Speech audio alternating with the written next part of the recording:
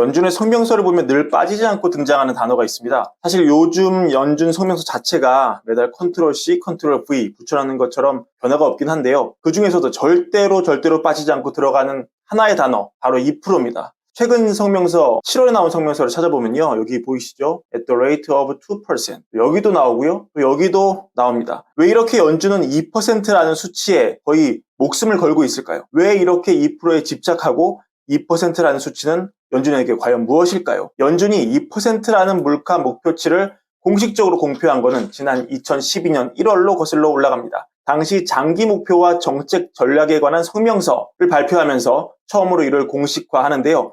하지만 연준은 내부적으로는 96년 7월부터 2% 인플레를 장기 목표 물가 수준으로 정했습니다. 이를 공표하고 있지 않다가 2012년 1월이 되어서야 공식 발표를 한 것입니다. 지금에야 이 2% 물가로 경제가 돌아가는 게 말이 되느냐, 너무 높다 이런 말이 많지만 한때 금융위기 직후에는 2% 물가 수준이 너무 높다, 오히려 낮춰야 한다 이런 얘기가 있었습니다. 참 격세지감인데요. 당시 저성장 저물가 침체 기조가 이어지고 있었기에 물가가 2% 오르기에도 쉽지 않았던 겁니다. 하지만 연준은 적어도 2%는 물가가 올라야 경제가 디플레에 빠지지 않고 안정 성장할 수 있다는 생각에 뚝심 있게 이를 바꾸지 않았고 그 결과 지금까지 목표가 이렇게 왔습니다. 근데 사실 2%라는 이게 어떤 과학적인 그런 접근에 의해 만들어진 숫자는 아닙니다. 그냥 어떻게 하다 보니까 2%가 좋을 것 같아서 정했는데 그게 룰이 되어버린 그런 상황이죠. 그런데 지금 연준의 가파른 금리 인상으로 CPI 기준으로는 물가가 3% 초반까지 떨어졌고 그래서 일각에서는 그런 얘기가 많이 나옵니다. 자, 이렇게까지 금리를 올렸는데 3%까지 왔으면 이제 다 한 거 아니냐.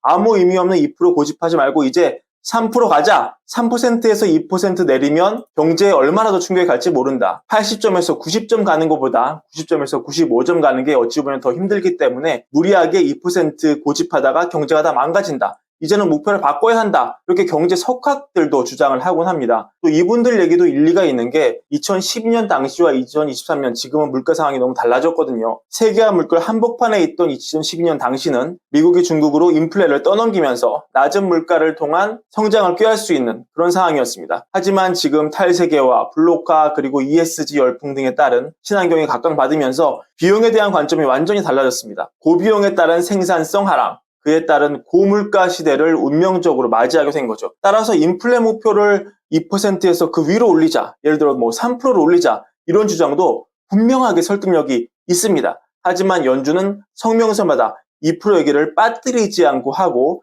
얼마 전 잭슨홀 미팅에서도 파월이 어김없이 2% 얘기를 했습니다. 그건 왜 그럴까요? 그건 바로 이 기대 인플레이션을 흔들지 않으려는 연준의 절박감이 있기 때문입니다. 제가 몇 번 설명을 드렸지만 경제학에서는 이런 개념에 대해 설명합니다. 명목 이자율은 실질 이자율 더하기 기대 인플레이션. 요거 이제 식을 정리하면 실질 이자율은 명목 이자율 빼기 기대 인플레이션율 이렇게 정의가 됩니다. 그리고 이 연준이 통제할 수 있는 것은 즉 금리를 올리고 내리고 할 수 있는 것은 이 명목 이자율입니다. 기준금리를 올리면 명목 이자율이 올라가고 기준금리를 내리면 명목 이자율이 내려가거든요. 하지만 우리가 진짜로 중요한 것은 실질 이자율이고 연준은 명목 이자율을 올리면서 그를 통해서 실질 이자율을 올리는 그런 간접적인 방법을 쓸 수밖에 없습니다. 이렇게 식을 보시면 이렇게 명목 이자율이 올라가면 실질 이자율도 따라 올라가는 걸 쉽게 아실 수가 있습니다. 하지만 여기에는 중요한 전제가 하나 있습니다. 바로 기대 인플레이션이 고정되어 있다는 전제입니다. 식을 보시면 예를 들어서 지금 명목 이자율이 5고 기대 인플레가 2라고 해볼게요. 그러면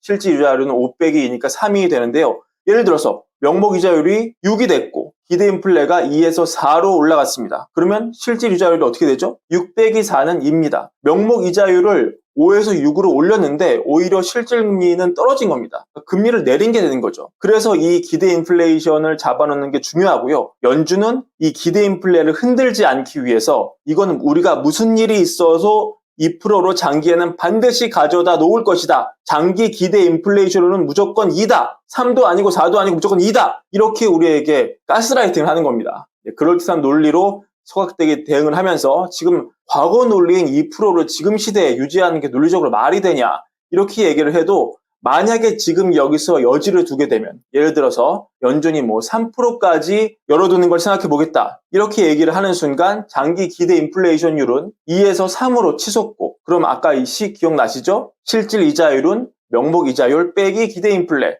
즉 기준금리를 그대로 두더라도 기대 인플레이션율이 올라가는 효과만으로 그 순간 바로 실질금리가 내려간 금리 인하 효과를 내게 됩니다. 실질적으로 금리 인하를 하게 된 거죠. 이렇게 인플레 물시가 살았는데 금리를 인하한다. 그러면 어떻게 됩니까? 경제학 교과서에 따르면 소비 활성화, 투자 활성화, 시중에 돈이 더 돌죠? 그럼 인플레는 더 올라갑니다. 경제가 좋아지니까요. 그러면 기대 인플레가 또 더 올라갈 수 있는 거죠. 이 연준이 2에서 3으로 열어놨는데 이 나중에 3에서 4로 또 올릴 수 있지 않을까? 이런 기대를 할 수가 있는 거죠. 시장 참가자들이. 한 번이 어렵지 두 번은 또 쉽잖아요. 그럼 기대 인플레가 또 4로 올라갔어요. 그럼 또 금리 인하 효과가 생기죠? 이런 식으로 이게 악순환이 생기면은 명목 금리를 계속 올려도 기대 인플레가 함께 오르면서 실질 유자율이 오를 수 없는 현상, 즉 최악의 인플레 국면으로 접어들게 되는 겁니다. 이런 시나리오를 연준이 알기 때문에 묻지도 따지지도 말고 무조건 2%, 놀리고 뭐고 그냥 다 필요 없고 무조건 2%, 2012년과 지금은 다르다. 그걸 알지만 그래도 무조건 2%,